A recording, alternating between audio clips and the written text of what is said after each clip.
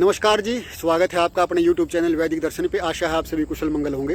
तो आज हम बात करेंगे नज़ला, जुखाम, प्रतिशाय, साइनस। ये एक ही रोग के अलग अलग नाम हैं।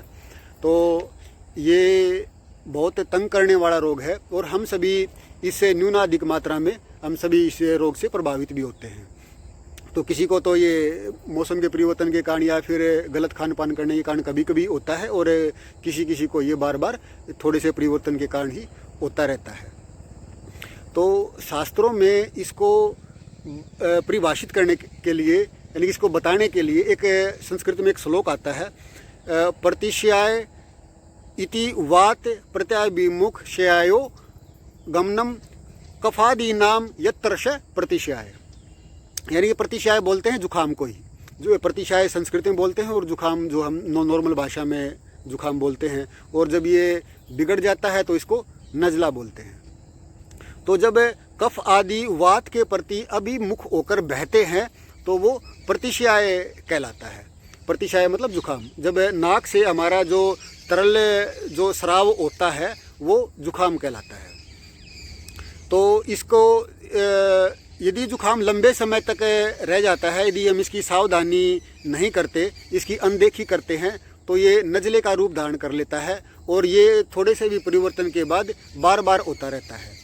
तो इसके बाद इसके कारणों के विषय में बात करने से पहले यदि किसी ने चैनल को सब्सक्राइब नहीं किया है तो चैनल को सब्सक्राइब कर ले और घंटी वाला बटन ज़रूर दबा ले, ताकि हर वीडियो का नोटिफिकेशन जो है वो आप तक पहुंच सके। तो इसके जो कारण है, वैसे तो जो नज़ला जो होता है वो जुखाम तो वैसे ही नॉर्मल ठंडी और चीज़ों का सेवन करने से या मौसम के परिवर्तन करने से तो इन कारणों से भी हो जाता है। लेकिन जो नज़ला होता है, नज़ले का जो मुख्य कारण है वो है मंदाग्नि। वो है तो वेगों को धारण करना। जैसे कि जो हमारे मलमूत्र के वेग हैं, डकार, छींक आदि, जब इन जो ये वेग हैं, जब इन वेगों को हम रोक लेते हैं, यानी कि ज़बरदस्ती इनको रोकने का प्रयास करते हैं, तो ये भी इसका एक कारण है। और अजीर्ण, ये भी पाचन क्रिया से संबंधित एक रोग है। यानी कि जो हम जो भी आहार का सेवन करते हैं उसका ठीक तरह से परिपाक ना होना और धूल आदि का काम करना, आर्द्रता यानी कि नमी वाले क्षेत्र में रहना, वहाँ भी जीवाणु पनपते हैं, उनसे भी ये रोग जो है हो जाता है। शीत यानी कि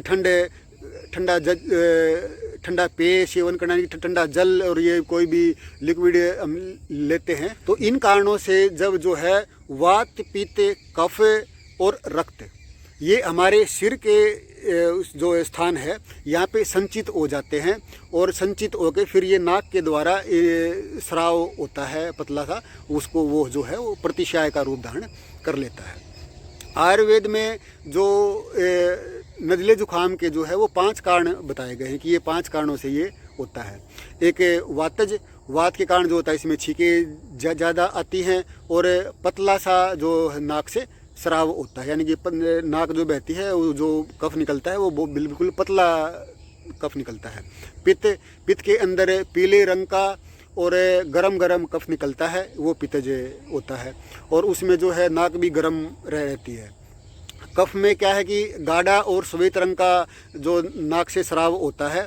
और रक्तज, सन्निपातज में इन तीनों दोष, जो वात पित्त कफ के जो दोष हैं वो सभी दोष मिलते हैं। और रक्तज में ये होता है कि जो ये स्राव होता है उसके साथ साथ रक्त भी आता है। और जब हम इन 5 की यदि हम अनदेखी कर देते हैं तो ये बिगड़ जाता है, यानी कि जीर्ण रूप धारण कर लेता है, तो उसको दुष्ट प्रतिशाय बोलते हैं। दुष्ट प्रतिशाय में क्या है कि इसमें रोगी को गंध आनी जो है वो बंद हो जाती है, उसको गंध नहीं आती और कभी उसकी नाक रुक जाती है, कभी खुल जाती है, कभी नाक गीली हो जाती है और कभी नाक सूखी हो जाती है। यही क्रम बार बार चलता रहता है। ठंडे पानी की बजाय यदि हम गर्म पानी का भी सेवन, यदि हमारे को नज़ला जुखाम हो जाता है तो हम यदि गर्म पानी का सेवन करते हैं और यदि जैसे गर्मी का मौसम है उसमें जैसा भी मौसम के अनुकूल जो घड़े का या फिर वैसे ही रखा हुआ पानी यदि हम सेवन करते हैं तो उससे भी इसमें काफ़ी हद तक इसको रोका जा सकता है। मेन तो क्या है कि इस रोग में हमें ठंडी और खट्टी चीज़ों से जो है हमें परहेज करना चाहिए।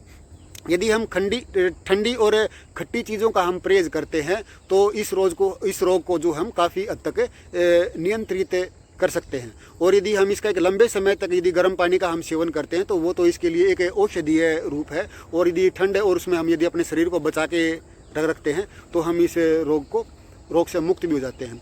और वैसे बताया कि मैंने एक मंदाग्नि का रोग है, और यदि हम जठराग्नि को तेज करने वाली औषधियों का साथ में सेवन करते हैं, जैसे कि हल्का खाना लेने से भी, व्यायाम आदि करने से भी, प्राणायाम का यदि हम निरंतर अभ्यास करते हैं तो उससे भी ये चीज़ हो जाती है। जलनेति यदि हम करते हैं, जलनेति भी इसके लिए एक अमोघ औषधि है। जलनेति फिर यदि नाक सूखी हुई है तो हम दूध से और स्निग्ध द्रव्यों से भी हम जलनेति कर सकते हैं। जलनेति यदि हम कुछ समय तक जलनेति का अभ्यास करते हैं तो ये इसे साइनस और जो नज़ले वाला जो रोग है इससे हमें मुक्त करने वाला ये प्रयास है एक। तो ये तो नज़ले जुखाम यदि किसी को होता है तो उसको जलनेति का जो अभ्यास है वो ज़रूर करना चाहिए। तो कुछ चिकित्सा भी मैं आपको बता देता हूँ। इसमें जो है ये चित्रक हरित की अवले आता है, ये भाव प्रकाश का योग है। यदि हम इसको आधा तोला से लेके 1 तोला तक इसकी मात्रा यदि हम गर्म जल से दिन में 2-3 बार सेवन करते हैं तो ये भी इसमें काफ़ी हद तक लाभ करता है।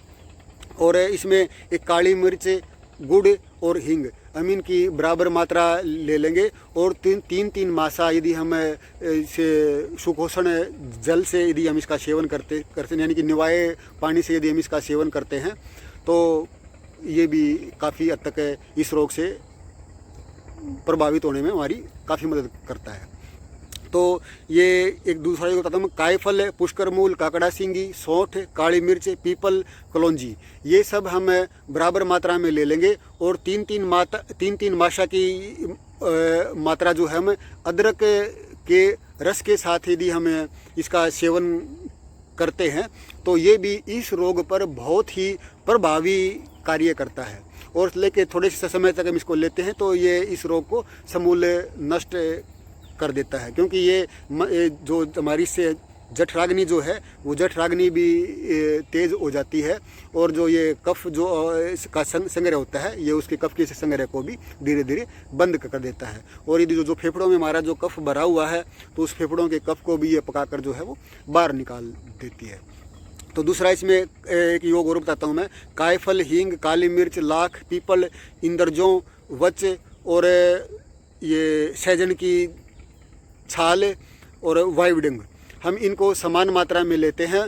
और इसकी जो 10 ग्राम की मात्रा लेकर हम 8 गुने जल में इसको पकाकर इसका जो चौथाई भाग रखकर इसका काढ़ा बनाकर और हम इसको सेवन करते हैं तो ये भी हम सुबह शाम सेवन करते हैं तो ये भी हमें इस रोग से निजात दिला देता है। लाभकारी योग है। सहजन की छाल और कटेली की जड़ की छाल, निसोथ, सौंठ, काली मिर्च, पीपल, सेंधा नमक और बेल के पत्तों का रस, यदि ये हम 5-5 तोड़ा लेते हैं और जो तिल का तेल वो हम 20 तोड़ा ले लेंगे।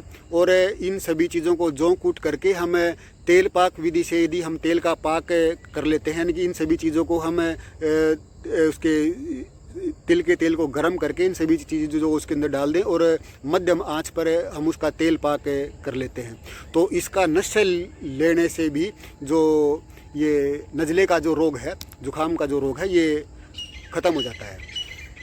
वैसे तो यदि हमें नज़ला और जुखाम हो जाए तो हमें गर्म पानी का सेवन करना चाहिए और यदि ठंड हो तो ठंड से बचाव करना चाहिए। नमी वाले स्थान पर नहीं रहना चाहिए, वात रहित स्थान पर रहना चाहिए। यदि इन बातों का भी हम ध्यान रखते हैं तो इस जो तंग करने वाले योग से हम काफ़ी हद तक बच सकते हैं। तो और इसमें जो पथ्य अपथ्य का ध्यान रखते हैं तो इसमें जो यदि हमें जुखाम हो जाता है तो हम मूंग की दाल और जो ये पालक की सब्ज़ी और ये बथुए की सब्ज़ी, इनका हम यदि सेवन करते हैं और ठंडी और जो खटाई वाली चीज़ें हैं, यानी कि सब्ज़ी के अंदर भी यदि हम टमाटर ना डालें तो ये बहुत ही एक यानी कि इसका काफ़ी लाभ हमें मिलता है। ठंडाई और खटाई, इन 2 चीज़ों का तो हमें जुखाम होने के बाद त्याग कर देना चाहिए। जौ का जौ भी जो है वो इस रोग में काफ़ी लाभकारी होता है। तो आप इन बातों का ध्यान रखेंगे तो आप सबके लिए शुभकामनाएं। आप सभी सुखी रहें, स्वस्थ रहें। नमस्कार जी।